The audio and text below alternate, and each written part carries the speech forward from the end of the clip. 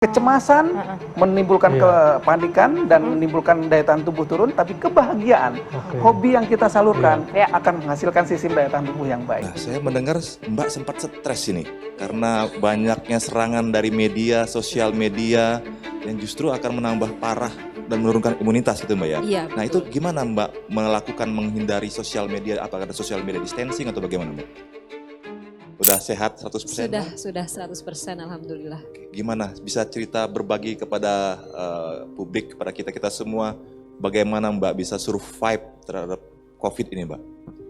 Baik, jadi yang paling penting sekarang jika saya melihat ke belakang ya Pak ya, di saat saya dan keluarga sakit dikonfirmasi positif COVID-19 itu memang pada awalnya tentunya ada tekanan batin, ada rasa depresi dan lain-lain yang diakibatkan oleh faktor internal dan eksternal.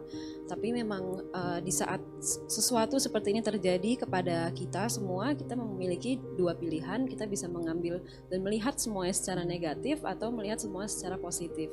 Dan saat itu dengan dukungan keluarga, support system keluarga, teman-teman, tim medis yang luar biasa, akhirnya kami bisa mengubah mindset untuk bisa terus positive thinking, terus berdoa, terus memiliki semangat hidup, dan ternyata itu penting sekali gitu. Jadi memang di saat awal konfirmasi positif itu kan sebenarnya gejala-gejala saya sudah hampir sembuh gitu ya, hanya tersisa batuk. Tapi memang dengan stres dan ya mental breakdown yang terjadi saat itu, akhirnya gejala-gejala saya kembali datang gitu. Dan karena stres itu? Iya, karena itu menurunkan imun sistem ya. Baik, jadi memang akhirnya gejala-gejala yang sudah hilang kembali lagi.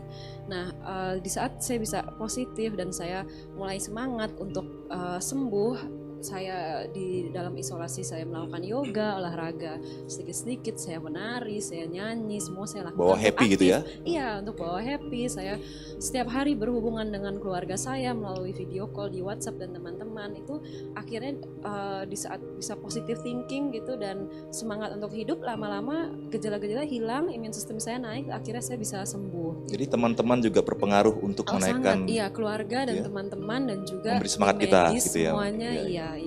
Dan untungnya banyak dukungan di luar sana juga yang dari orang-orang yang saya tidak kenal, dan itu juga sangat membantu. Jadi memang ya support system itu menurut saya sangat penting. Jadi di sini kita katakan bahwa support dukungan dari saudara-saudara yang lainnya kepada saudara-saudara kita yang terpapar COVID itu sangat dibutuhkan gitu ya. Iya, jadi memang bagi orang-orang yang masih berjuang ya, menurut saya emang kayaknya harus tetap positif dan semangat untuk hidup dan cari support system. Karena kalau saya pribadi, pengalaman saya, kalau saya melalui itu semua sendiri tanpa dukungan dari luar, pasti saya tidak akan bisa sembuh secepat itu gitu.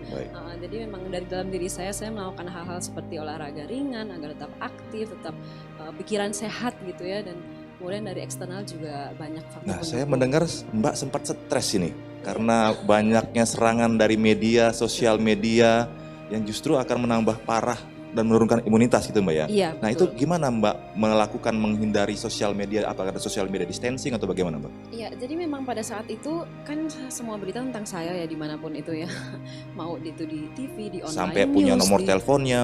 Iya, sampai orang-orang yang saya nggak kenal, media dan orang-orang banyak gitu menghubungi saya dan bombarding my Instagram gitu, di DM segala macam. Nah, awalnya saya masih tetap kekeh, saya bukain semuanya dan saya nyalain TV terus 24 jam di isolasi, tapi lama-lama akhirnya saya yaudah itu TV saya matiin, sosial media saya nggak buka-buka. Waktu itu memang ada sempet kayak 5-6 harian yang saya nggak buka. Nggak menyentuh sosial media, Instagram, apa segala macam, Facebook enggak, ya? karena saya stres.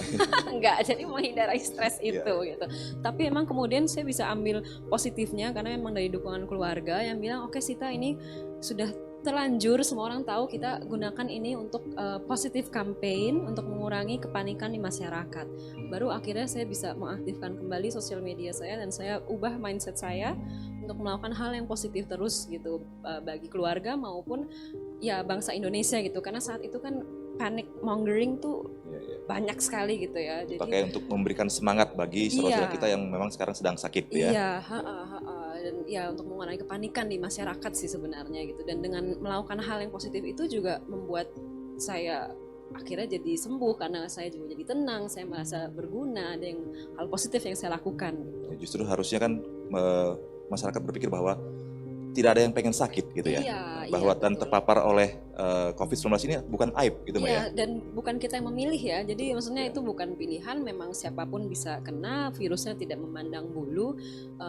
Jadi hal-hal seperti itu juga saya infokan, dan maksudnya saat itu kan orang karena lihat banyak berita hoax bahwa orang lagi jalan tiba-tiba jatuh meninggal yang gitu-gitu, sedangkan kami merasa di rumah sakit kita baik-baik aja kok gitu sebenarnya. Nggak ada masalah gitu ya. Ya maksudnya memang ada batuk yang nonstop, ada bunyi-bunyi di paru-paru gitu-gitu, tapi nggak pada tahap yang saya nggak bisa nafas dan nggak bisa bangun dari tempat tidur gitu. Nah, setelah dinyatakan sembuh dan Mbak merasa sehat sekarang, apa langkah ke depan yang Mbak inginkan atau akan lakukan dalam rangka mendukung perang melawan COVID ini, Pak? Oke, jadi dari mulai keluar dari rumah sakit memang kan kita isolasi di rumah dulu 2 minggu ya, nggak keluar sama sekali gitu. Kalau sekarang memang saya tetap sekeluarga melakukan semua himbauan pemerintah dengan PSBB dan protokol kesehatan semua dilakukan. Kalau misalkan harus ke supermarket, ke ATM semua dengan masker, dan pulang selalu mandi dulu, keramas, dan untuk menghindari membawa virus dari luar gitu ya Pak.